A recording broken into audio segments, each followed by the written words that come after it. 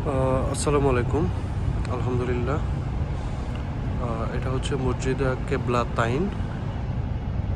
কেবলা তাইন মানে হচ্ছে দুই দিকের কেবলা আর কি। তাইন মানে হচ্ছে দুই দিকের কেবলা, তাইন মানে হচ্ছে দুই দিকের কেবলা। বাবা এদিকে আসো। দুই দিকে কেবলা, এত সুন্দর মসজিদ। আসলে মক্কা মদিনা আসা না হইলে অনেক কিছু দেখার থেকে বঞ্চিত হতাম। আল্লাহর কাছে লাখো কোটি শুকরিয়া। এই হচ্ছে মসজিদে কেবলা তাইন। এই মসজিদের ঘটনা আছে, সেটা হচ্ছে যে এখানে আগে কেবলা ছিল এইদিকে। এই যে এখানে তিনটা যে খোদাই করা যে তিনটা স্তম্ভের মতন দেখা যাচ্ছে, আগে কেবলা ছিল এইদিকে, বাট এখন কেবলা হচ্ছে এদিকে। এদিকে হচ্ছে কেবলা। এই কেবলা ঘুরে যাওয়ার ঘটনা আছে, ঘটনাটা বলতেছি।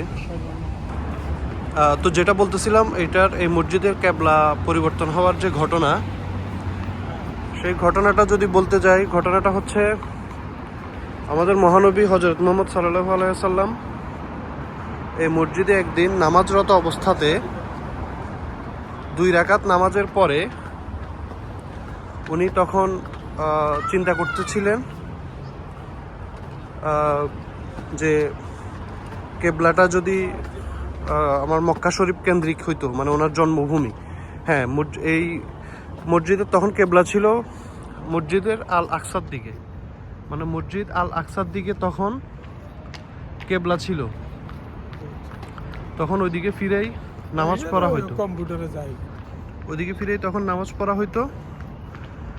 তো আমাদের মহানবী হযরত মুহাম্মদ সাল্লাল্লাহু আলাইহি ওয়াসাল্লাম, এই যে সেই মসজিদটা, আমরা এদিক দিয়ে এখন উঠে আসলাম কিছুক্ষণ আগে। তো আমাদের মহানবী হযরত মুহাম্মদ সাল্লাল্লাহু আলাইহি ওয়াসাল্লাম 2 রাকাত পরে আশা করলেন এবং মনে মনে খুব ইচ্ছা প্রদর্শন করলেন যে ওনার মানে কেবলাটা যদি জন্মভূমি মক্কার দিকে হইতো। ঠিক তখনই সূরা বাকারার 144 নম্বর আয়াত নাজিল হয়েছে এবং তারপরেই তখন থেকে কেবলা ঘুরে মক্কা শরীফের দিকে যাওয়া হয়েছে। এই জন্য এটা হচ্ছে কেবলা তাইন, মানে দুইটা কেন্দ্রে কেবলার মসজিদ, এই জন্য এটাকে কেবলা তাইন বলা হয়।